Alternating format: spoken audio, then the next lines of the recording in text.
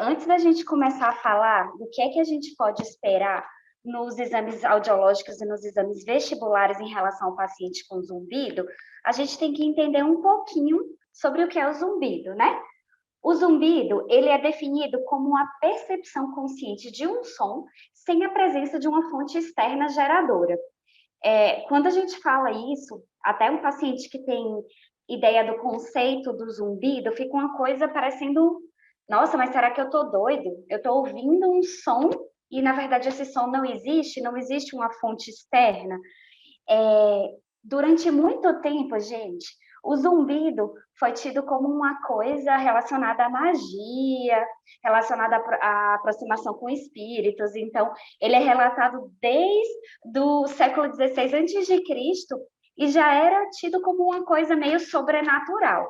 Até hoje tem paciente que fica com um resquício desse pensamento e a gente tem que levar isso em consideração quando a gente for tratar esse paciente. De deixar claro para ele que isso não é coisa da cabeça dele, que ele não está inventando, que realmente existe essa percepção, mesmo que naquele momento seja só para ele, né? Outra coisa que a gente tem que ter em mente também é que o zumbido ele pode ser induzido em 94% da população após alguns minutos de silêncio absoluto. Então, quando a gente coloca indivíduos com audição normal, sem queixa auditiva, numa câmera anecoica, que a gente chama na ausência do zumbido, na ausência do som totalmente, 94% das pessoas vão sentir zumbido. E o que é que a gente tem que entender? Zumbido não é uma doença, zumbido é um sintoma. Isso tem que estar bem claro quando a gente vai avaliar esse paciente, tá? Outra coisa que a gente tem que levar em consideração, que em cerca de 80% dos casos, o zumbido é de grau leve e intermitente e não traz maiores consequências à vida do indivíduo. 80% desses pacientes nem chegam a procurar um médico por conta do zumbido. Então, esse paciente não deve ser. Os guidelines atuais, né, falam que esse paciente não deve ser tratado. Se aquilo não está trazendo incômodo, se não está trazendo prejuízo à qualidade de vida daquele indivíduo, a gente não tem que iniciar um tratamento para esse paciente. Então, se por acaso chegar o paciente no nosso consultório e a gente questionar, você tem zumbido? Eu não sei se vocês já tiveram essa experiência. Muitos deles param, assim, antes de responder para a gente, ficam pensando e fazem, nossa, engraçado. Parece que eu tenho zumbido, eu nunca tinha percebido, mas parece que tem um zumbido aqui. Então, assim, esse paciente não é o alvo do nosso tratamento, não é o alvo do que a gente percebe como zumbido. Se a gente for, os estudos epidemiológicos sobre o zumbido são bem raros no mundo todo. É difícil a gente ter esses estudos justamente até porque a gente não sabe identificar bem qual é o paciente com zumbido que causa alguma alteração. Será que a gente deve considerar qualquer paciente que diz que tem zumbido? Será que só aquele que tem um incômodo maior com zumbido? Qual paciente que a gente tem que levar em consideração? Então, esses estudos são bem escassos, estudos epidemiológicos com o zumbido, no mundo inteiro, principalmente no Brasil. No Brasil, o estudo que a gente tem é um estudo de 2015, que mostra que 22% das pessoas em São Paulo, elas teriam uma queixa de zumbido. O que é que a gente sabe que foi encontrado nesse estudo e que se relaciona com o que a gente encontra nos demais estudos? Que o zumbido ele é mais prevalente com o aumento da idade, ele é mais prevalente em indivíduos expostos a ruído ocupacional, em mulheres, e que em 68% dos casos ele é intermitente. Ou seja, ele é um zumbido que está ali, que aparece e que some, ele não está o tempo inteiro com o indivíduo. Vale lembrar que o paciente com zumbido, em grande parte das vezes, esse não é um sintoma isolado. Ele está frequentemente associado à sensação de confusão, está associado à depressão, ela está associada à irritabilidade. E isso tudo tem que ser levado em consideração quando a gente vai abordar esse paciente, tá? O zumbido raramente ele é um sintoma isolado. Então, para a gente saber o que avaliar e o que esperar desse paciente, a gente tem que entender um pouco o que é esse zumbido, o que é que pode causar o zumbido. Então, assim, gente, tem muita coisa que pode causar zumbido. E aqui eu tentei dividir, deixar um pouco mais claro, dividir em duas situações, que é o zumbido que é originário no sistema para-auditivo, ou seja, ele é o sistema, é o zumbido originário em outro sistema que não tem como causa principal o sistema auditivo. O que é que pode causar isso? Seriam estruturas vasculares ou musculares, tem alterações vasculares anatômicas ou patológicas que pode causar um zumbido, que eles referem que é como se fosse um batimento do coração o tempo inteiro no ouvido. A gente tem os zumbidos que estão em forma de clique, que está relacionado com a mioclonia também. E a gente tem aqueles que a gente sabe que está relacionado com a oclusão, com DTM. Então, assim, quando chega um paciente com zumbido no consultório médico, a gente tem que primeiro excluir as causas para-auditivas. A gente tem que ter certeza que aquele zumbido não tá sendo causado por nada que não esteja relacionado com o sistema auditivo. E aqui no slide a gente consegue entender que, por exemplo, anemia pode causar zumbido. A gente tem, se a gente tiver uma diabetes descompensada, uma hipertensão, uma alteração na tireoide, se a gente tiver um paciente que faz uso de benzodiazepínicos, por exemplo, também pode ter uma alteração que pode ter como relação o sintoma do zumbido. Então, tudo isso precisa ser investigado. Essas causas para-auditivas precisam ser excluídas no paciente com zumbido. Mas, grande parte das vezes, a gente vai fazer toda essa investigação e não vai achar nada disso como estando relacionado com o zumbido, que são os zumbidos originários do sistema auditivo neurosensorial, ou seja, é quando a gente tem uma lesão ou um desarranjo funcional no sistema auditivo, e aí pode ser ou na orelha interna ou na parte central, que acaba sendo a maioria dos casos dos pacientes com zumbido. Esses casos a gente tem que ter em mente uma coisa: existem várias teorias que, como não era o foco da nossa aula hoje, eu não trouxe todas as teorias que tentam explicar o zumbido. A gente tem diversas explicações. O que a gente vê hoje, que a maioria dos casos, ele não tem uma única causa que determine o zumbido, mas ela é multifatorial. Existem várias causas relacionadas com aquele zumbido. Mas um consenso hoje a gente tem, que o zumbido é decorrente de uma atividade neuronal aberrante. Ou seja, existe uma alteração a nível central para que a gente tenha aquele zumbido. Hoje não dá mais para a gente imaginar o que a gente tinha antes, que a gente considerava o modelo psicoacústico, que a gente tem uma alteração a nível periférico e que ele é elevado, ele tem uma especificidade de região de frequência que vai até o cérebro e determina o zumbido. A gente sabe que não é só isso, que existe uma causa central para o zumbido. Esse é o modelo psicoacústico que eu falei para vocês agora, que o zumbido teria origem na cóclea e seria conduzido passivamente pelas vias auditivas, alcançando o córtex auditivo com as mesmas características de frequência e intensidade em relação à sua fonte geradora. Isso hoje a gente sabe que não explica em si só o zumbido. Então, o que é que a gente tem hoje de teoria para o zumbido, né? Seria um modelo neurofisiológico. O que é isso? A gente sabe que a gente tem uma alteração a nível periférico, que vai causar uma distorção na percepção sonora. Isso é a nível subcortical, ou seja, isso não é consciente, a gente não tem consciência dessa alteração. Nessa fase, a gente tem uma relação com o sistema límbico e com o sistema nervoso autônomo e a formação reticular.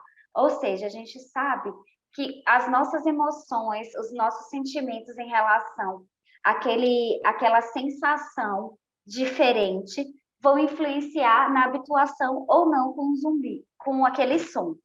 Quando a gente não tem essa habituação, a gente faz com que essa distorção chegue a nível cortical, e aí sim a gente tem a percepção consciente do zumbido.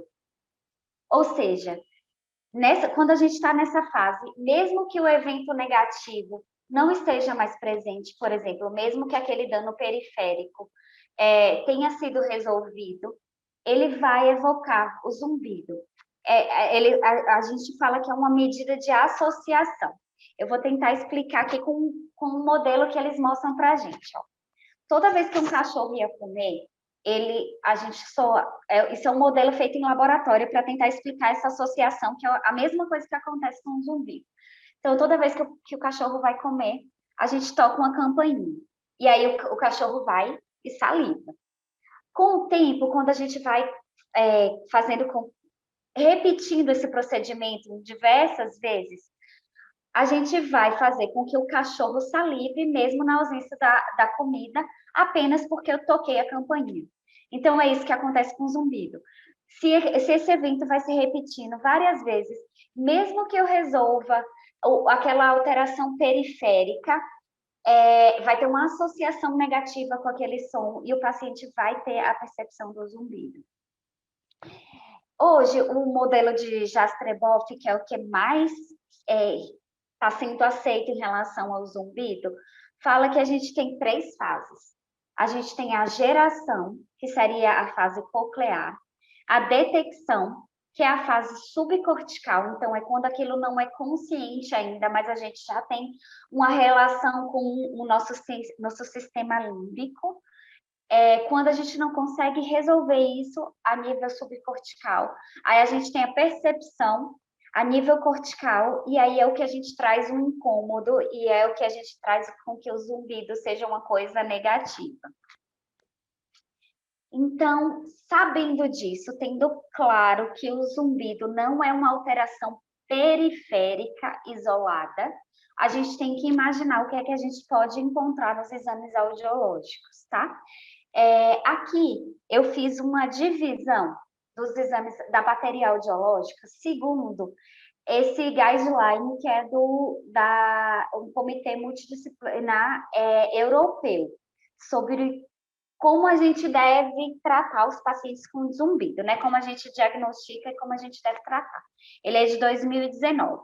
Então, o que é que ele considera como uma bateria audiológica? Eu coloquei básica, entre aspas, porque ele não traz esse termo, mas seria, assim, uma bateria audiológica que todo paciente com zumbido deve fazer. Todo paciente com zumbido, além da gente excluir todas aquelas outras causas que seriam as paraauditivas, ele tem que fazer uma audiometria tonal, que a gente chama de audiometria convencional, ou seja, que vai de 250 a 8.000 Hz.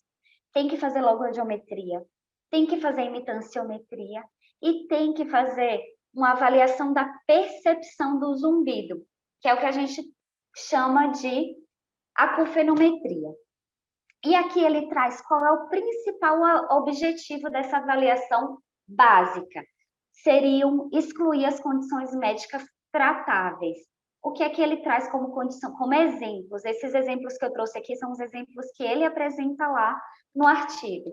Seria otite média, seria otosclerose, seria uma rolha de cera e seria um neurinoma do acústico. Tudo isso, gente, desde uma rolha de cera até uma alteração um schwannoma, né? Poderia ter como sintoma o zumbido. Então, a gente tem que investigar tudo isso a princípio. E aí, ele traz uma avaliação que ele chama de adicional. O que é que tem nessa avaliação adicional? São os potenciais evocados auditivos, principalmente, a gente viu na aula da Isabela que a gente tem outros potenciais evocados, mas o que ele traz é o potencial evocado auditivo de tronco cefálico. E aí ele fala que existe a indicação dessa avaliação nos pacientes que têm um zumbido unilateral, ou quando eles têm uma alteração auditiva, eles têm uma perda de audição assimétrica, quando tem uma diferença muito grande entre a audição de um lado e do outro do indivíduo, esses indivíduos precisam fazer o PEAT.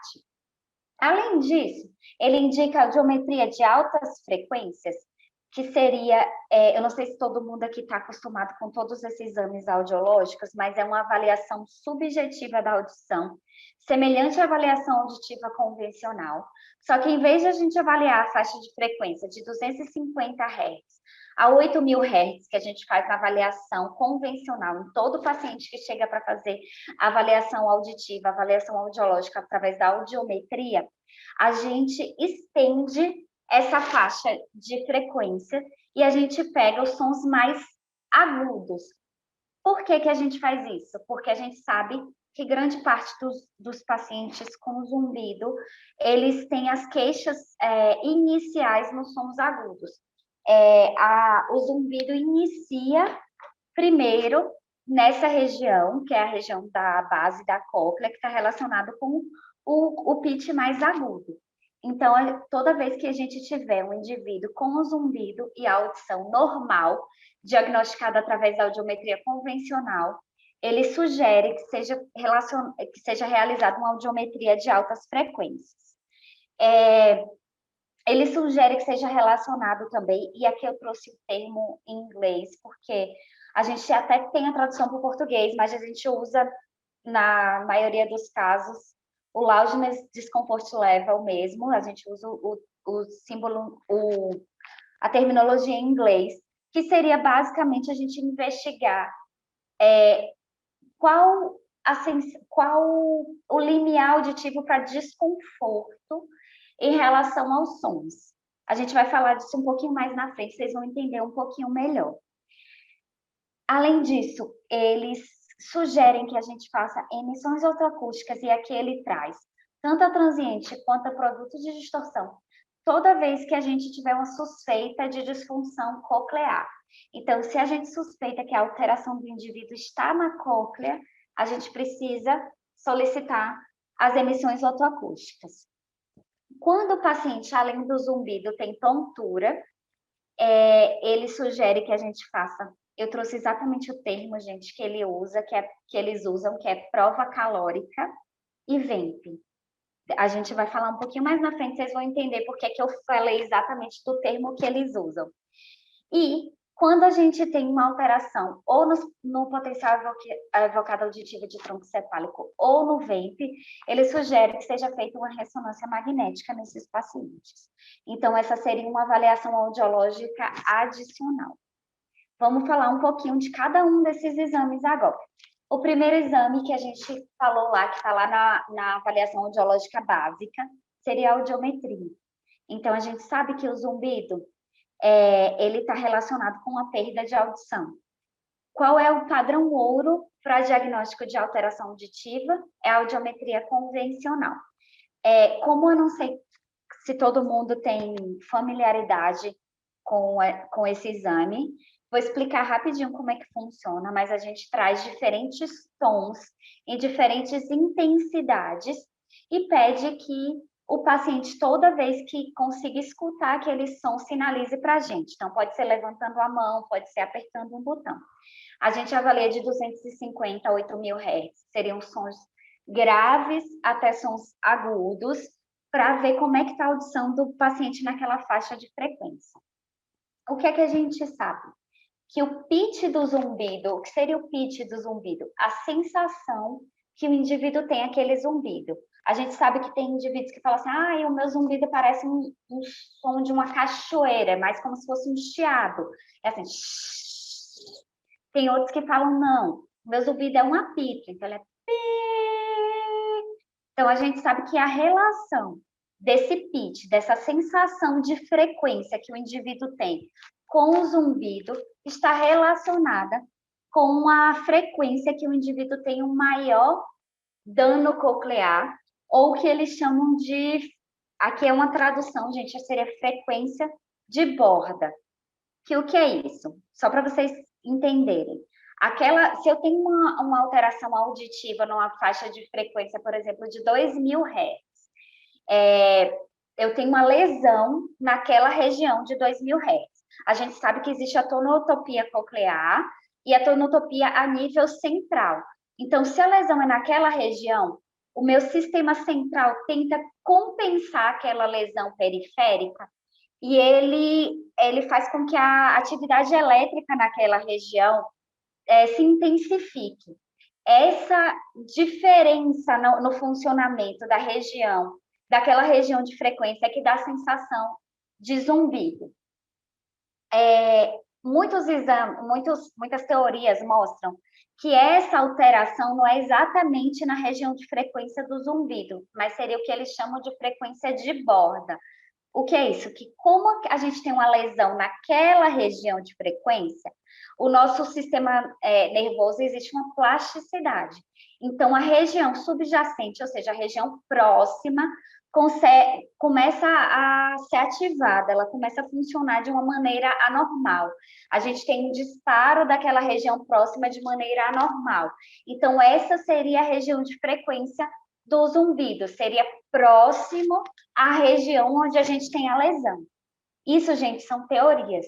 Não existe um consenso de nenhuma das duas, nem que esteja exatamente na lesão, nem que esteja na região próxima. Então, o que é que a gente sabe? A gente sabe que realmente esse estudo aqui tentou mostrar uma relação entre a alteração no gráfico audiométrico e no pitch do zumbido, mostrando que o que é que ele trouxe de resultado? Que existe realmente uma relação entre o pitch do zumbido e o local da alteração da audiometria. Então, isso realmente acontece. Só que eu não sei se aqui vocês conseguem ver, eles sugerem estudos posteriores para confirmar essa hipótese. Então, existe a sugestão de que isso realmente acontece, mas a gente precisa ter certeza de qual a região realmente que está comprometida.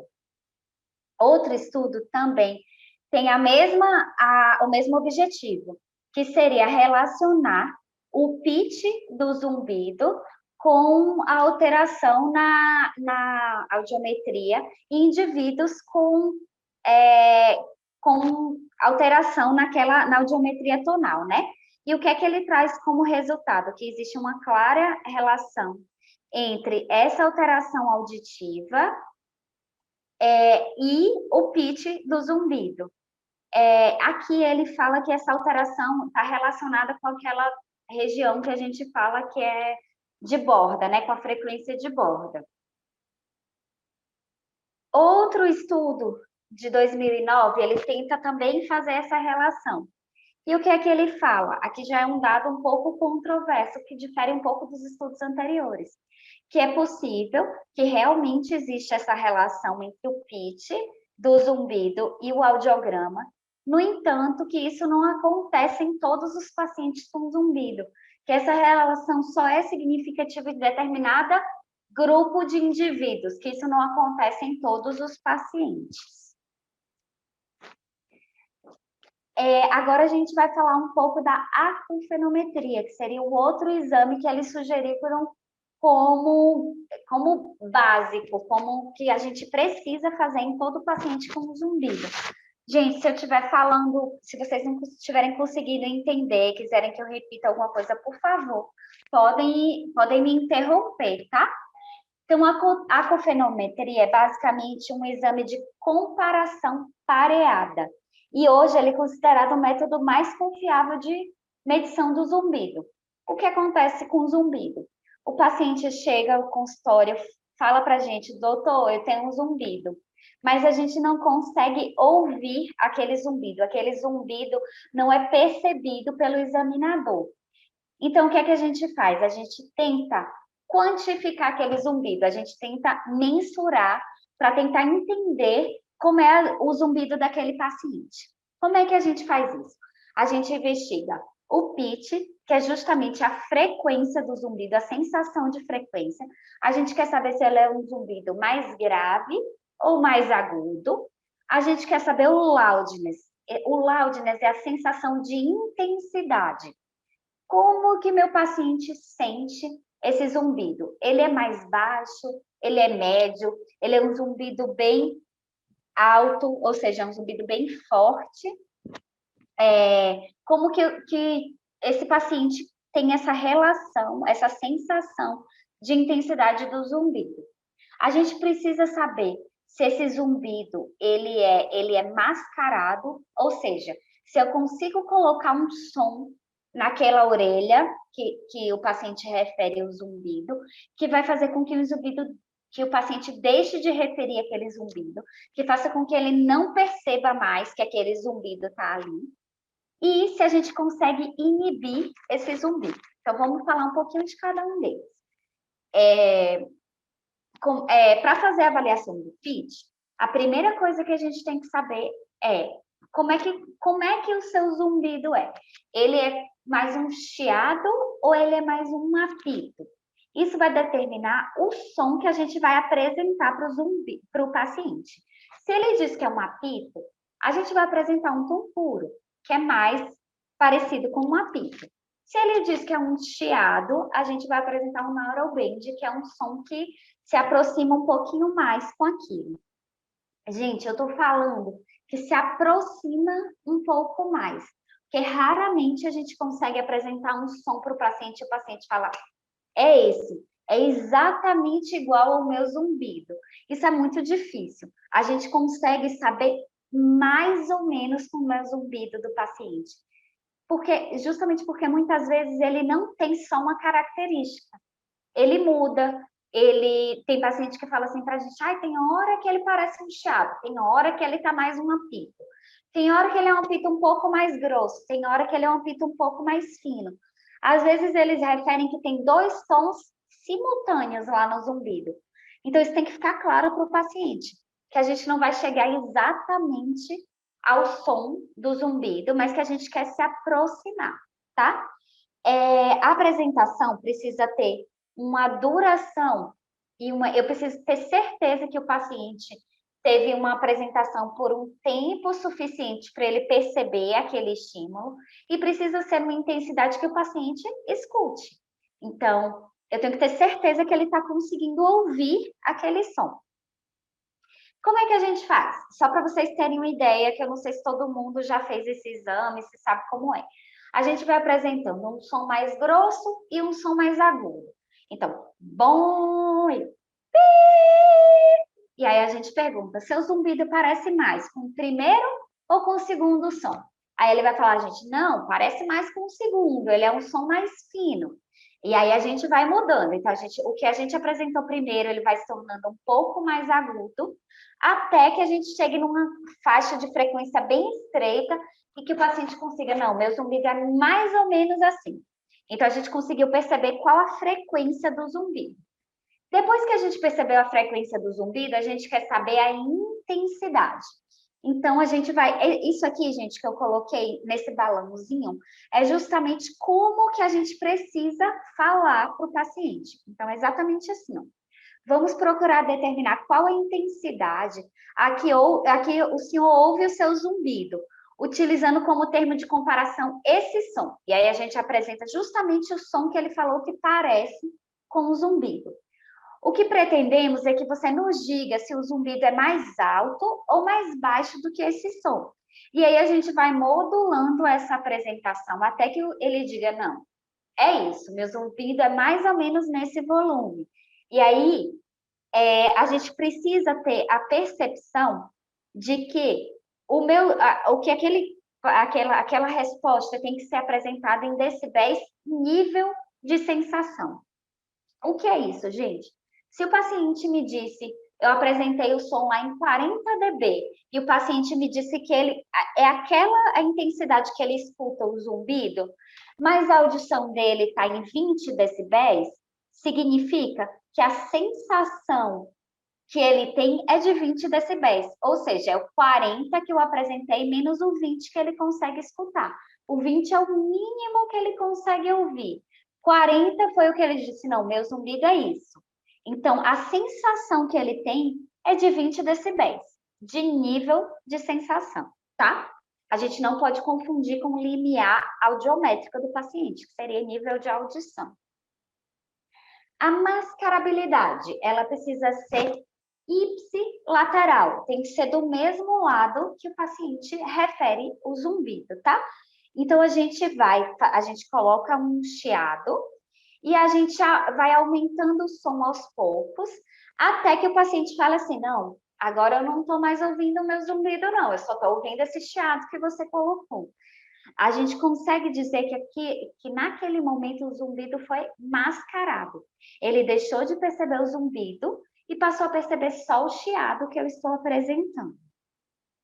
Além disso, a gente vai fazer a inibição residual. Ou seja, a gente vai colocar 10 decibéis acima daquele limiar e a gente vai deixar por 1 minuto. Então, aquele som, aquele chiado vai ficar lá por 1 minuto. Aí a gente vai falar assim, vamos colocar um som no ouvido em que você ouve o seu zumbido durante 1 minuto. E depois você vai me dizer o que acontece com o seu zumbido. Você percebe alguma alteração? Então, eu deixo lá aquele chiado 1 minuto e desligo e falo, e agora, como é que está o seu zumbido em relação ao início? O que é que ele pode dizer? Ele pode dizer assim, nossa, meu zumbido sumiu, não estou mais ouvindo o zumbido. A gente considera que teve uma desinibição completa. Ele pode dizer para mim, não, eu estou ouvindo o zumbido, mas ele está mais baixo. Ele está aqui ainda, mas ele está numa intensidade menor. A gente fala que ele teve uma desinibição parcial. A gente pode ter um resultado que a gente chama de negativo, ou seja, ele vai dizer, não, meu zumbido está igual, está do mesmo jeito que no início, antes de você apresentar esse chiado para mim. Ou a gente pode dizer que teve o efeito rebound. O que é isso? Ele vai dizer assim, meu zumbido está mais alto. Ou então, nossa, meu zumbido apareceu do outro lado. Meu zumbido está diferente, ele mudou de intensidade. Ou seja, em vez da gente conseguir inibir aquele zumbido, a gente fez uma modificação na sensação que o paciente tem com aquele zumbido, tá? A acufenometria, gente, ela é feita há muito tempo, mas até hoje a gente não tem consenso, a gente não tem todos os serviços fazendo do mesmo jeito, a gente não tem estudos que mostrem esse é o melhor jeito de fazer. Então, ela é muito questionada.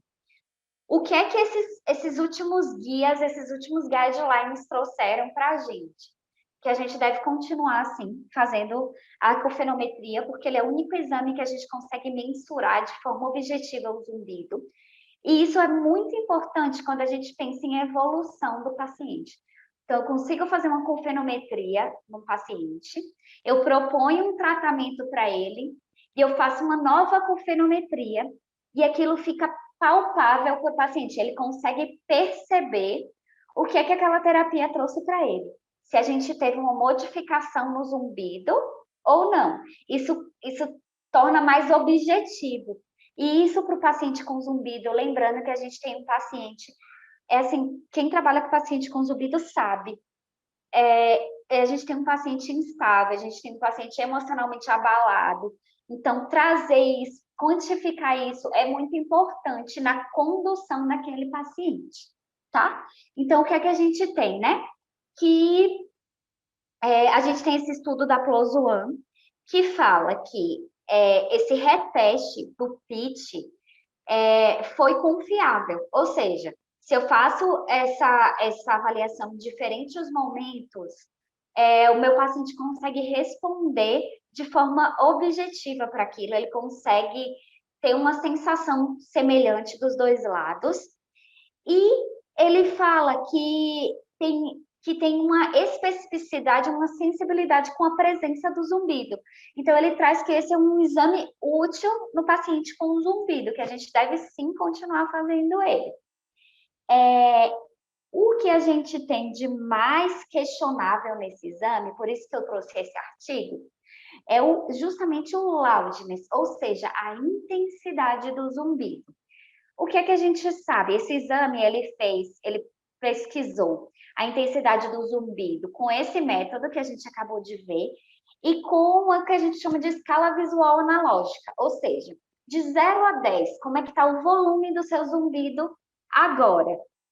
E o que é que ele percebeu? É que não existe uma relação entre o que a gente tem de resposta na escala visual analógica e o que a gente tem de resposta na acufenometria em relação ao volume do zumbido.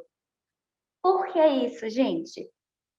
Porque eles não conseguem ter uma diferença do incômodo que o zumbido causa para eles. Então, às vezes, a gente tem um paciente que tem um zumbido bem baixinho, mas isso incomoda tanto ele que ele age como se o zumbido dele fosse muito alto. Mas não, ele é um zumbido baixinho, mas ele traz muita alteração na qualidade de vida daquele paciente. Então, a gente não tem uma relação fidedigna dessa intensidade do zumbido. O que é que o guideline traz para a gente como avaliação adicional? Quais são os exames que a gente faz adicionamentos? São audiometria de alta frequência, que aí ele fala que a gente deve fazer nos pacientes que têm audição normal, na audiometria convencional. E quando a gente pede uma audiometria de altas frequências, a gente tem que ter bem claro que não existe um padrão de normalidade para as altas frequências. Então, não adianta a gente fazer altas frequências esperando que o indivíduo tenha a resposta aqui em torno de 25, como a gente espera na audiometria convencional. O que é que a gente tem? A gente sabe que a audiometria de altas frequências, ela sofre influência do método de calibração, da forma como é feita. Até hoje, a gente não tem um consenso da forma de calibrar essas altas frequências, de um consenso de como deve ser realizado. A gente sabe que tem mudanças de um equipamento para outro. Mas por que ele é tão importante, então, já que eu estou falando que não existem esses consensos? Porque a gente consegue comparar orelhas do mesmo indivíduo. Então, se eu tenho um paciente que fala que ele tem um zumbido só na orelha direita, eu vou comparar como é que está o limiar dele nas altas frequências da orelha direita com a orelha esquerda. Então, essa comparação no mesmo indivíduo, aí sim ela é fidedigna. A gente não consegue comparar indivíduos diferentes, mas até como eu estava falando para a gente, para quantificar, para deixar aquilo mais palpável para o indivíduo, ele é fidedigno. Então, eu posso fazer antes e depois de uma terapia, por exemplo, para mostrar para ele o que é que aconteceu com aquelas respostas. A audiometria de altas frequências, apesar de tudo isso que eu falei para vocês hoje, ela é muito usada, gente. Por quê? A gente tinha muito aquele paciente com uma audição normal e que continuava com a queixa de zumbido. E a gente precisava achar onde é que estava aquela alteração. E a gente via que justamente a alteração estava nessas altas frequências. Então, o que é que esse artigo aqui traz para a gente? Que em pacientes com zumbidos com alteração normal, a audiometria de altas frequências, ela traz informação adicional e deve ser realizada, né? Então, existe essa associação entre a lateralidade, entre a assimetria de orelhas na audiometria de alta frequências, que pode justificar a causa e a frequência do zumbido. Então, a gente pode ajudar no diagnóstico, assim, da gente entender qual a causa daquele zumbido. E que para a gente isso é muito importante, porque vai determinar qual terapia que eu vou fazer para aquele paciente, né? Esse outro estudo, ele mostra também, desculpa, gente, que em pacientes com zumbido e alteração normal e audição normal, na audiometria convencional, a gente encontrou danos na audiometria de altas frequências, mostrando que esse é um exame que deve ser utilizado tanto para o segmento e que ele facilita, e aqui isso é muito importante, gente, a detecção precoce. Ou seja, eu consigo perceber, lembra que eu falei lá no início que essa alteração auditiva ela começa nos sons mais agudos? Então, como se eu conseguisse perceber a alteração auditiva logo no início. A gente sabe que tem aquela alteração lá na base da cóclea, lá nos sons mais agudos, que ainda não atingiu a faixa de frequência da audiometria convencional, mas ela já existe, ela já está ali. Então, a gente já pode agir nela. Esse gráfico é desse último estudo aqui que eu trouxe para vocês, assim, ficou bem claro. Ele pegou indivíduos do grupo, indivíduos com audição normal sem zumbido e com zumbido. Aqui, na faixa de frequência até 8.000 Hz, a gente tem, ó, todos aqui em torno, eles não tinham queixa auditiva que não fosse um zumbido, tá? De 0 até menos do que 10 decibéis. Tanto no grupo controle quanto no grupo com zumbido. A gente já percebe uma ligeira diferença aqui nos pacientes com zumbido. Quando a gente faz as altas frequências, essa diferença, desculpa, entre os pacientes com e sem zumbido, ela se torna significante em quase todas as frequências, principalmente até aqui, até 16.000 Hz, mostrando mais uma vez que a audiometria de altas frequências deve ser sim realizada nesses pacientes. E as emissões autoacústicas? A gente sabe que as emissões autoacústicas, diferente da audiometria que a gente estava falando agora, que é um exame subjetivo, ele é um exame objetivo, é um exame que revolucionou a audiologia e que ele consegue avaliar as células ciliadas externas. Então, sem que o paciente responda para a gente consegue perceber como é que está o funcionamento dessas células ciliadas. Então, a gente viu que essas emissões, elas devem ser indicadas para todos os pacientes que a gente suspeita de uma alteração coclear. E o que é importante aqui? Eu trouxe esse primeiro artigo, gente, só para desmistificar um pouquinho, que lá há um tempo atrás, quando a gente começou a investigar o zumbido, a gente percebeu que tinha alguns pacientes que tinham as emissões autoacústicas que a gente chama de espontâneas, ou seja, eles têm a presença das emissões autoacústicas mesmo na ausência de um estímulo sonoro gerador. Isso era relacionado com o zumbido. A gente achava que o paciente tinha zumbido porque tinha essa emissão autoacústica lá espontânea. Então, era aquele modelo psicoacústico que eu falei, que a gente acreditava, não, a lesão está lá no sistema periférico e ela acontece e ela segue essa tonotopia até o sistema nervoso central. E a gente dava isso como causa do zumbido. Hoje a gente já sabe que essa gente não é a causa do zumbido. A gente tem poucos pacientes com zumbido que tem essa emissão autoacústica espontânea. Então, esse artigo está justamente mostrando isso para a gente.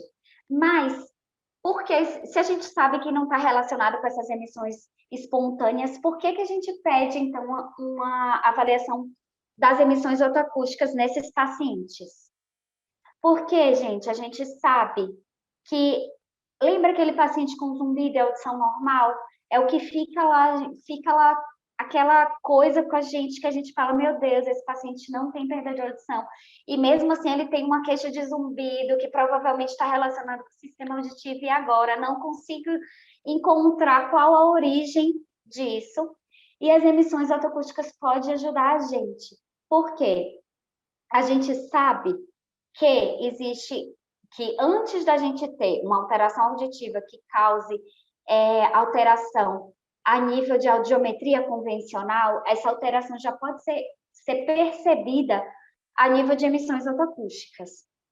Então, esse estudo mostra que a gente tem uma diminuição da amplitude das emissões autoacústicas, mesmo no paciente com zumbido e com audição normal.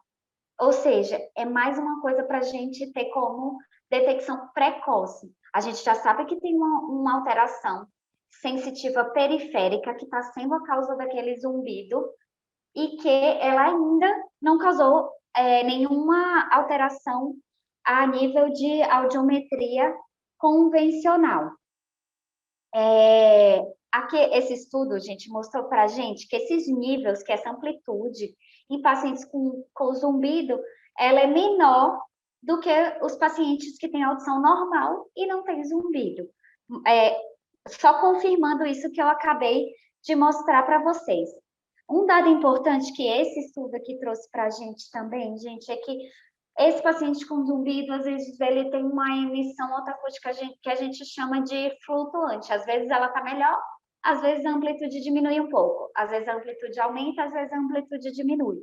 Isso é uma característica dos pacientes com zumbido, tá? O PEAT, que é o potencial evocado auditivo de tronco encefálico, que a Isabela falou bem na aula dela. Então, a gente sabe que ele avalia nervo auditivo. Ele deve ser indicado sempre que o paciente tiver uma queixa unilateral, que aí a gente estaria investigando, será que tem ou não um tumor naquele nervo. Sempre que o paciente tiver uma queixa unilateral, a gente tem que pedir o PEAT para descartar o Chivanama vestibular, tá? O limiar de desconforto. O que é isso? A gente quer saber qual o nível que traz desconforto para o paciente, qual o volume do som que causa desconforto para aquele paciente. Por que, gente, que a gente quer saber isso?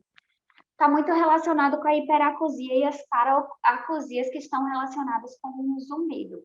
Então, às vezes, a gente tem aquele paciente que tem uma perda de audição, então ele precisa de um som mais alto para perceber, ele precisa de uma intensidade mais alta para perceber o som, mas se aquela intensidade é um pouquinho maior, aquilo já causa desconforto, aquilo já causa incômodo para a gente.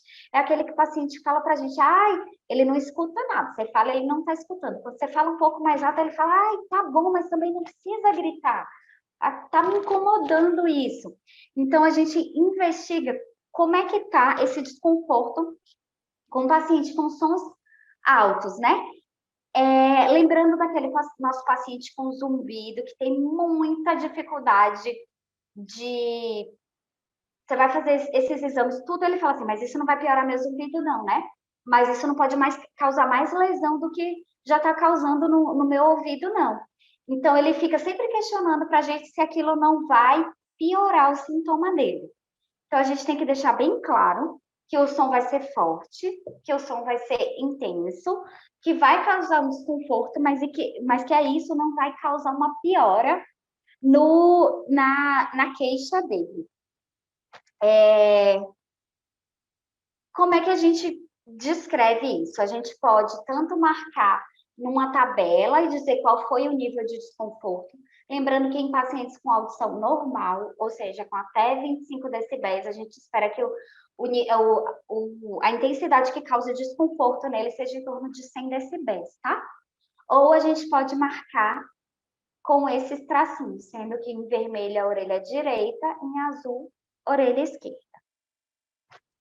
E aqui a gente vai falar um pouco de exames vestibulares. Vocês devem estar se perguntando, né? Lá no início eu falei que a gente pede os exames vestibulares quando o paciente, além da queixa de zumbido, ele tem uma tontura, ele tem uma instabilidade. Por que isso? A gente tem que lembrar que o sistema auditivo e o sistema vestibular, eles estão intimamente relacionados. Então, se eu estou falando que tem uma atividade neural anômala, que ela acontece de uma maneira que não deveria acontecer no sistema auditivo, a gente tem que ter claro que isso pode estar relacionado também com alterações vestibulares. E aqui eu tenho algumas ressalvas. Primeira ressalva, quando a gente vê lá o que é que o guideline fala para a gente, que a gente só tem que fazer essa investigação no paciente com queixa de tontura. E aqui eu vou, não sei nem se eu tenho capacidade para isso, mas eu tenho que trazer outras visões que discordam um pouquinho disso. Existem linhas hoje que acreditam que a gente tem que fazer uma avaliação vestibular em todo paciente com zumbido, justamente por conta dessa relação íntima. Então, essa é a minha primeira ressalva, mas quem sou eu para falar alguma coisa dessa? O guia fala que a gente só tem que fazer naqueles pacientes que têm queixa de tontura, tá, gente? Minha segunda ressalva é que ele traz prova calórica e VEMP, especificamente essas duas provas. E assim, quem trabalha com exames vestibulares sabe que essa é uma avaliação que nem sempre é suficiente para a gente avaliar a função vestibular do paciente.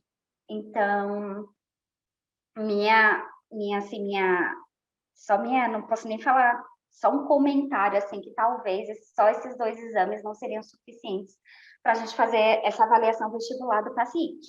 Mas vamos lá, eu vou falar dessas 2 provas que foi o que o guideline trouxe para a gente, né?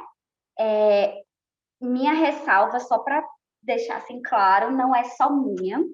Existem publicações que falam, eu trouxe isso aqui para a gente, que fala que o uso dos testes vestibulares, eles deveriam ser propostos, eles deveriam ser realizados nos pacientes com zumbido, mesmo na ausência de sintomas, de queixas vestibulares.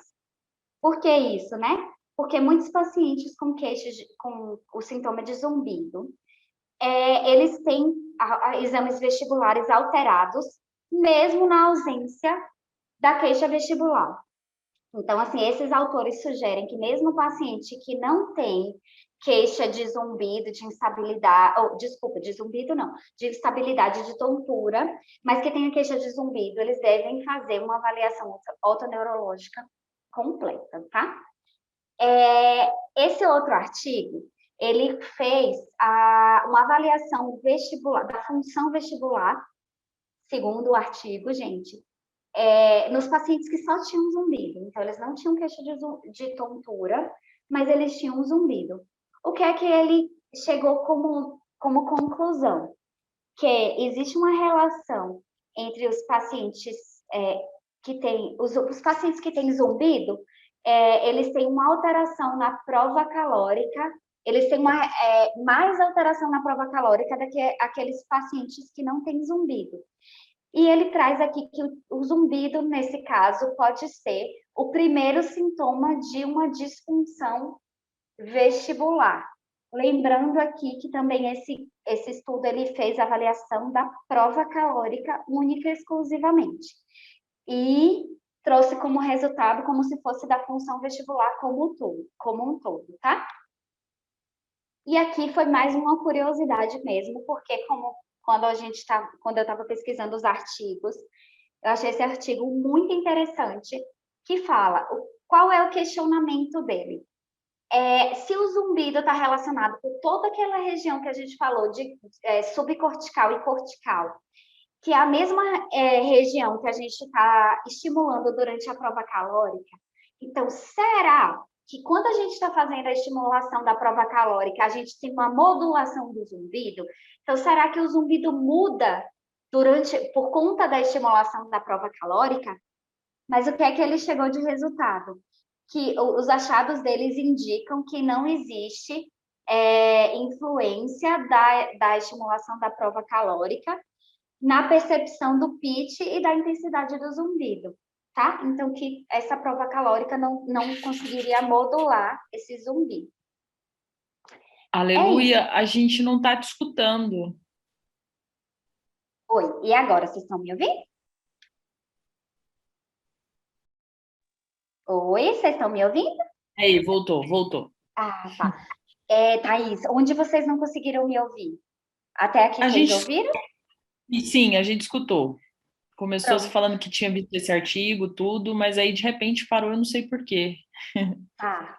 Não, esse artigo era mais curiosidade mesmo, porque eu achei interessante a dúvida que eles questionaram, né? Se durante a prova calórica a gente estimula a mesma região subcortical, cortical, que está relacionada com o zumbido, será que existiria uma modulação naqueles pacientes que têm zumbido durante a prova calórica? Mas, assim, eles não encontraram essa relação, não, tá? Era isso, não sei se eu falei muito rápido, se eu falei muita coisa, só para deixar assim bem claro, gente, que os estudos com o zumbido, a gente não tem consensos, a gente não tem dados que digam assim, é isso, então a gente tem sugestões, a gente tem indicações de caminho a seguir, mas muita pesquisa ainda precisa ser feita para a gente determinar como é que o zumbido está relacionado, o que é que acontece exatamente daquele paciente com zumbido, tá? É isso, gente. Muito obrigada, foi assim, excelente, porque É exatamente isso que você falou, né? O paciente com zumbido é um desafio gigantesco, gigantesco para a gente no consultório. A hora que chega, tem que pensar em múltiplas causas. E assim, a hora que a gente pede os exames, tem que saber pedir. Eu achei fantástico a forma com que você foi falando, essa revisão que foi feita, mostrando qual que é a importância de cada artigo, o que que a gente consegue, ou de cada exame, tudo. É sensacional, porque é um desafio grande, viu? E aumentou É, muito na pandemia, né? Aleluia. Eu não sei se é impressão, tudo, mas a gente tem até alguns relatos, né, que é impressionante o quanto se tornou mais frequente o paciente com zumbido nos consultórios nessa pandemia. uhum. Isso, assim, só a título de curiosidade mesmo, a gente pensa em duas coisas, né? Primeiro, a pandemia aumentou muito a ansiedade, as pessoas estão muito lábeis, assim, emocionalmente falando, e quem trabalha com zumbido sabe que zumbido e a parte emocional, assim, está intimamente relacionada. E outra coisa que as pessoas começaram a... Sabe aquela coisa que agora está todo mundo reformando a casa? Todo mundo está ficando em casa, está vendo o que é que tem que fazer? Então, parece que as pessoas estão muito prestando atenção no que, no que tem nelas mesmo, assim. Então, aparece que, nossa, esse zumbido, nossa, nunca tinha percebido, eu tinha esse zumbido, será que tem alguma coisa aqui? Então, assim, é mais ou menos essa percepção que a gente tem que tá tudo influenciando mesmo, mas tem muito paciente com zumbido. E, assim, coisas que a gente fica assim, e agora? A gente trata todo mundo? E agora, a gente vai passar medicação para todo mundo, a gente vai pedir terapia para todo mundo, a gente vai. E assim, o paciente com zumbido chega no consultório desesperado, né? Tira. Pelo amor de Deus, eu preciso saber o que é. Aí quando você vai pensar, tem 1 milhão de coisas que pode estar relacionadas com o zumbido. Não é de uma hora para outra que a gente fala, é isso. Então a gente vai Exato. excluindo, a gente vai excluindo, a gente vai excluindo. E assim, é isso, tem que investigar mesmo, saber, porque o tratamento do zumbido está intimamente relacionado com a causa. Não tem jeito. Não, e tem mais gente elogiando sua aula. A Larissa está falando que adorou sua aula. Tá falando sobre a didática sua, sobre os exames no zumbido, realmente foi assim, fantástico. Eu acho que você conseguiu simplificar algo muito complexo e fazendo de um jeito assim, leve, aleluia. E olha que isso é Obrigada. difícil, viu? No É, zumbido e falando de exames é muito difícil. E você eu conseguiu fazer fiquei, isso pra gente. eu fiquei um Ah, pouco preocupada porque o público é bem diferente, né? A gente tem aqui gente que só trabalha com isso, a gente tem algumas pessoas que nem conhecem os exames, então não, tentei mas ficar no foi meio termo. fantástico, eu concordo com a Larissa. A Raíssa está te elogiando também, falando que, como sempre, você é muito didática, que foi uma aula excelente. A Dani está fazendo uma pergunta. Está perguntando se a Vamos terapia lá. de habituação para zumbido traz resultados ou somente a terapia cognitiva comportamental que é mais utilizada. Então, gente, essa é uma pergunta difícil. Gente, tudo traz resultado. Hoje a gente tem poucas terapias para zumbido que são assim comprovadas cientificamente de que realmente funciona. Mas quando a gente trata, gente, até, por exemplo, tem paciente que fala pra gente que yoga trouxe resultado para o zumbido, entendeu? Que ele começar a fazer yoga foi o que funcionou para aquele paciente. Por isso que eu falo que a terapia do zumbido é muito individual. Não tem receita de bolo, não adianta que a gente nem achar que a terapia cognitiva comportamental, nem o TRT, nem medicação, não tem nenhuma terapia que vai funcionar para todos os pacientes com zumbido. Cientificamente falando, não tem quase nada que é comprovado que fale assim, não, isso vai funcionar para o paciente.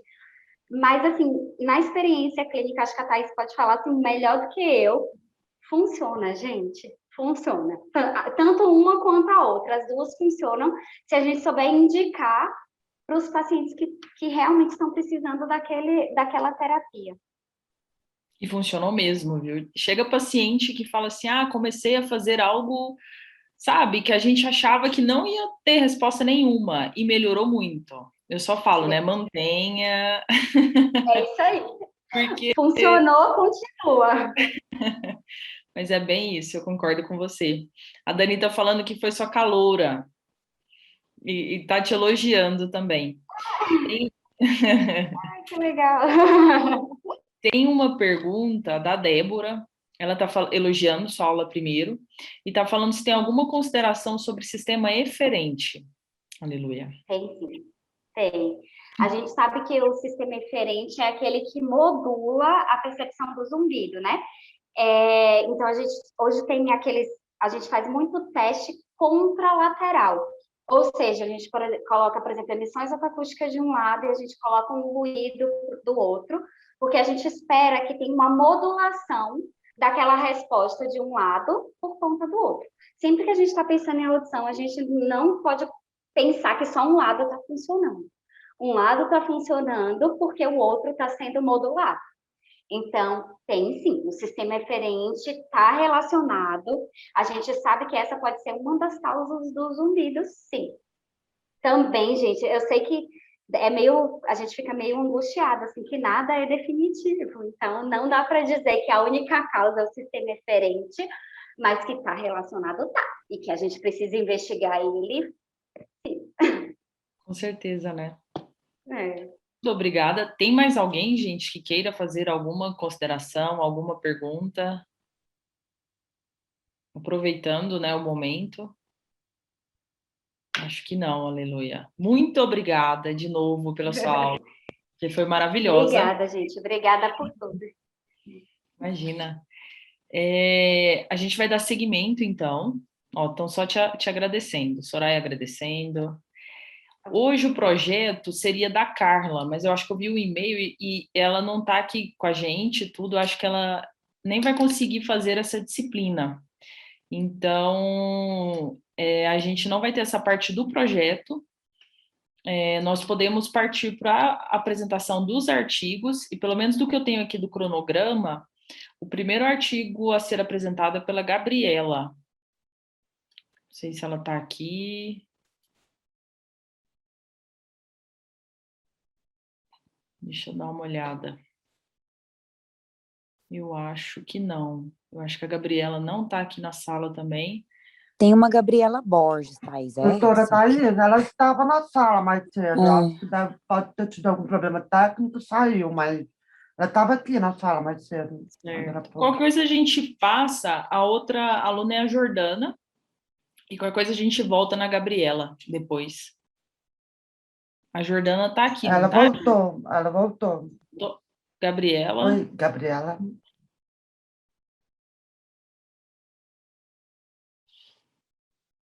Vamos ver. Acho que não. No meu não aparece ela. A Jordana está aqui com a gente? Boa noite, doutora Thaís. Estou sim. Boa noite. Se quiser, eu posso iniciar.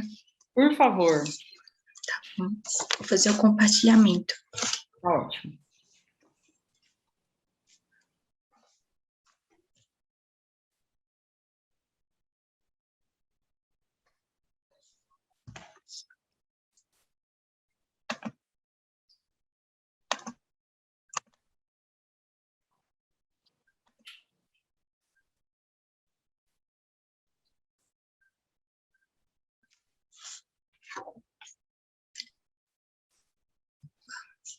Estão todos me ouvindo?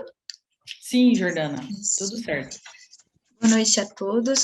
Sou a fonoaudióloga Jordana Moraes. Estou fazendo fellow em audiologia lá no Instituto Brasiliense de Torrino. O artigo que eu fiquei responsável hoje foi a de comparação de comorbidades psicológicas entre os gêneros em pacientes com zumbido. É um estudo transversal publicado em 2020. Então, a questão do zumbido, como foi muito bem explicado pela Aleluia anteriormente, é um distúrbio multifatorial e ele envolve a percepção de sons no ouvido ou na cabeça, porque nem sempre o paciente ele vai saber identificar se está tanto no ouvido direito como no ouvido esquerdo ou se está na localização central realmente. E ele geralmente não tem uma fonte externa detectável.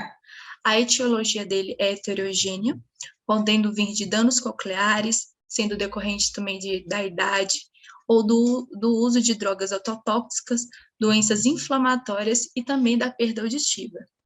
É claro que comorbidades psicológicas, elas podem ser pré-existentes, vir antes realmente de aparecer o zumbido, mas elas também podem aparecer devido ao zumbido. Os sintomas do zumbido, eles mascaram os sintomas psiquiátricos, e que muitas vezes o indivíduo ele vai desenvolver esse zumbido depois de ter realmente uma alteração psiquiátrica. Os autores, então, eles classificam o zumbido como um zumbido agudo, em que ele tem uma prevalência até 3 meses, o zumbido subagudo, de 3 a 6 meses, ou o zumbido crônico, acima de 6 meses. Na literatura, é encontrada uma divergência entre as características de alterações psiquiátricas e psicológicas envolvendo a questão do zumbido. Alguns autores relatam que os homens eles têm uma associação mais forte entre a gravidade, né, do zumbido e os sintomas depressivos. Já outros autores relatam que essa questão de depressão e ansiedade, ela está muito mais prevalente no sexo feminino, com pacientes que apresentam o zumbido. Desta forma, então, esse estudo ele teve como objetivo realmente investigar os padrões específicos das comorbidades psicológicas, incluindo medidas também da metacognição, ansiedade e da depressão, e também da preocupação de cada sexo. O método, então, do estudo, ele foi um estudo realizado com 107 pacientes em um hospital na Itália, que foram com métodos de inclusão, aqueles pacientes que apresentaram zumbido, tinham mais de 18 anos, não tinham comprometimento cognitivo ou distúrbio psiquiátrico ou neurológico anteriormente diagnosticado, antes de ser introduzido no estudo. Foi realizado, então, um método de teste objetivo, que foi a audiometria tonal, e vários, realmente, protocolos para poder identificar todas essas questões psicológicas que estavam presentes nesses indivíduos.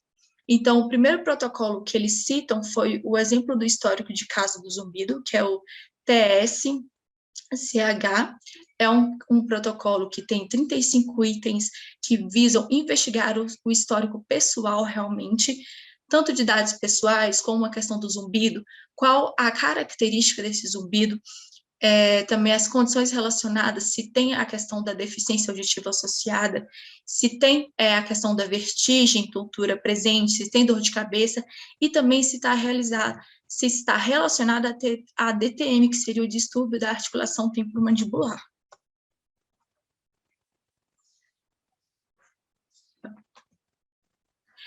O outro protocolo que eles utilizaram foi o inventário de deficiência de zumbido, que é o THI, que ele visa avaliar o impacto do zumbido na vida diária daquele indivíduo, composto, então, por 25 itens, e com base na pontuação que aquele indivíduo obtém, pode-se caracterizar se a classificação é de um grau leve ou um grau catastrófico em relação à questão do impacto do zumbido na vida daquele indivíduo. O BAI e o BEC, o BAI e o BDI é um protocolo desenvolvido pelo BEC, em que visa identificar a questão da ansiedade nos últimos 7 dias, que os 2 questionários, são auto-aplicáveis, o paciente mesmo que vai respondendo, não é aplicado por outro profissional, e o BAI, ele é composto por 21 itens, ele pode ser avaliado em uma escala de 4 pontos, que varia, então, de nem pouco ou severamente que teve ansiedade nos últimos 7 dias. Já o inventário de depressão, ele pode ser classificado como uma depressão leve, moderada ou também grave. Outro questionário que foi utilizado para avaliar a metacognição, que foi o único questionário, na verdade, que foi utilizado para avaliar a metacognição, foi o MCQ-30, que é um questionário composto por 30 itens, e nele tem 5 escalas. A primeira mostra as crenças positivas sobre a preocupação, A segunda, as crenças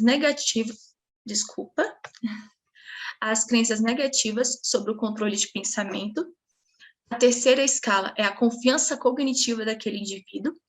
A quarta, as crenças sobre a necessidade de controlar os pensamentos. E a quinta, a autoconsciência cognitiva. Quanto maior a pontuação no total desse questionário, indicam níveis mais elevados de metacognições disfuncionais. O outro questionário que foi utilizado foi o questionário de preocupação de Penn State, é o PSWQ, que também é um questionário autoaplicável, em que o paciente ele mesmo responde, em que visa medir a preocupação daquele indivíduo. E as preocupações elas podem ser classificadas como baixas, 16 a 39, moderadas e também altas. Os resultados, então, obtidos, desculpa, eu cortei um pouquinho da tabela, porque tinham muitas informações e que acabam que, não é que não tinham relevância, mas que acho que não tinha tanta importância como as que eu apresentei.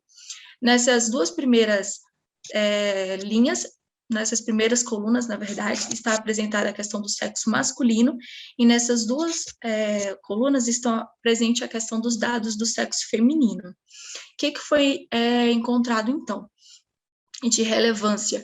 Que o sexo feminino, ele tem a questão do zumbido, não acontece tanto de maneira gradual como no sexo masculino, que também não tem uma diferença de nenhum do sexo entre a questão da prevalência do zumbido na orelha direita ou na esquerda, e também a questão do zumbido, que ele é mais diferente na mulher, que é tanto a questão se ele é um som contínuo, se ele é um som realmente de um som de ruído, ou também se ele é aquele som de grilo. Posteriormente também é relatado que no sexo feminino tem mais questões associadas à presença de cefaleia, de hipertensão e também casos de vertigens. Então, a maioria dos pacientes relatou pelo menos uma comorbidade física, sendo que na maioria apresentou mais comorbidades as mulheres do que os homens. Não foram encontradas também diferenças de gêneros para a intensidade do zumbido e a duração do zumbido, ou a localização, como eu tinha citado também. E as mulheres também relataram o início mais hábito do zumbido do que os homens, e mostraram a questão do perfil sonoro mais diferente do seu zumbido, como eu falei, a questão do zumbido de grilo, do som de ruído, ou do tom puro, que muitos pacientes também relatam. Então, a prevalência de hiperacusia, cefaleia e vertigem, elas são mais presentes também nas mulheres. Uma discussão que foi feita através do questionário de metacognição, que foi realizada algumas associações, é que níveis mais elevados de desconforto do zumbido, elas foram mais associadas à depressão e também a questões de ansiedade e preocupações, até como foi citado na aula anterior. Em relação à metacognição, foi observado um maior desconforto com o zumbido, associado às crenças negativas, e com uma necessidade maior de controlar esses pensamentos. Não foi encontrada também associação entre o desconforto com o zumbido e crenças positivas sobre preocupação, confiança e autoconsciência cognitiva desses indivíduos pesquisados. A discussão, então, tiveram muitas controvérsias, porque alguns autores realmente, como eu falei, tem uma divergência em que apontam realmente o sexo masculino com algumas prevalências em relação aos transtornos psiquiátricos, e outros relatam como sexo femininos com uma maior prevalência. Mas nesse estudo, cerca de 1/4 dos pacientes relatou desconforto grave ou muito grave com o zumbido, apresentou níveis aumentados também de desconforto, associado a níveis mais elevados de depressão, ansiedade e preocupação, e o zumbido ele foi acompanhado da perda auditiva em 68% dos pacientes pesquisados. Então, como a gente pode observar, uma alta prevalência. Então, houve maior também prevalência de cefaleia, vertigem e tonturas em mulheres do que nos homens, e os distúrbios também de sono e insônia foi associado bastante nesse estudo. Até a questão da terapia, desculpa, da pergunta citada pela Dani, nesse estudo fala que a terapia que tem êxito e que foi indicada também foi a terapia cognitivo-comportamental para tratar a insônia e, através desse tratamento da insônia, poder também tratar a questão do zumbido. Como conclusão, então, os autores, eles trazem a questão da diferença de gênero do zumbido, e seu alívio que eles surgiram uma interação de fatores genéticos, anatômicos, fisiológicos, neurais, hormonais, psicológicos e sociais, que vão modular o zumbido na questão das diferenças dos sexos. É claro que foi encontrado nesse estudo que as mulheres, elas têm mais relato de depressão, ansiedade e preocupação, e também que muitas vezes, como já foi até citado em aulas anteriores, não na aula de hoje, mas que muitas vezes o zumbido ele pode até levar ao suicídio, e também esse artigo citou que a incidência de suicídios, de pensamentos suicidas, para se livrar desse zumbido, é maior nas mulheres que nos homens. Os homens, eles mostraram uma necessidade maior de controlar seus pensamentos, isso relacionado à avaliação metacognitiva. E, se não me engano, é só isso, e queria agradecer já a todos. E pedir desculpa também por estar assim com a minha voz hoje, estava aqui, estou um pouquinho rouca. Imagina. Jordana, parabéns, viu? Esse artigo ele é difícil de ser lido. A metodologia dele é bem complicada, porque ele fala de vários testes, várias formas de avaliação, e eu acho que você conseguiu compreender e passar isso para a gente, que eu acho que é o mais difícil. A metodologia desse artigo, na hora de ler, ela é bem, sabe, pesada mesmo, é um texto pesado, porque é muito do que a Aleluia falou, o zumbido é algo muito complexo, né? Então aqui está mostrando o quanto o zumbido vai ser influenciado por todos os âmbitos da vida mesmo, mostra a diferença entre gênero, então assim, mostra o quão complexo é para a gente avaliar esses pacientes com zumbido. Você ressaltou a questão de depressão, suicídio, que é algo que a gente vê mesmo no consultório, que infelizmente chegam pacientes assim tão desesperados que às vezes a gente tem que pedir ajuda de psiquiatra, às vezes pedir até uma internação de urgência, porque chegam esses casos no consultório, mas assim, parabéns. Eu achei sua apresentação fantástica, de verdade. Muito obrigada. Obrigada a todos. Imagina. A Gabriela, eu acho que está aqui com a apresentação também. Deixa eu dar. Parece que ela saiu de novo, doutora. Eu vou Não vai tentar. ter. E a outra apresentação da noite seria da Maria. Eu não sei se ela está aqui. Laura, se puder me ajudar. A Maria eu não vi ainda. Eu também não estou vendo. Ó, Jordana, tá a Raíssa te elogiando. Parabéns. Eu acho que a Maria também não, e nem a Gabriela. Eu acho que é isso, então. Nós vamos encerrar a nossa reunião científica hoje, então. Muito obrigada para a Jordana, né, que foi que apresentou o artigo, e muito obrigada mais uma vez para a Aleluia também. E a gente se encontra... Tem alguém falando? Não. Alguém quer falar alguma coisa? Eu acho que você está falando comigo, mas eu não estou te ouvindo. Ah, eu só estou agradecendo. Era só agradecendo mesmo, Aleluia. Ai, obrigada, gente. Obrigada. Então é isso, boa noite a todos e até semana que vem. Boa noite. Boa noite. Boa noite a todos, obrigada, um bom descanso a todos. Boa noite.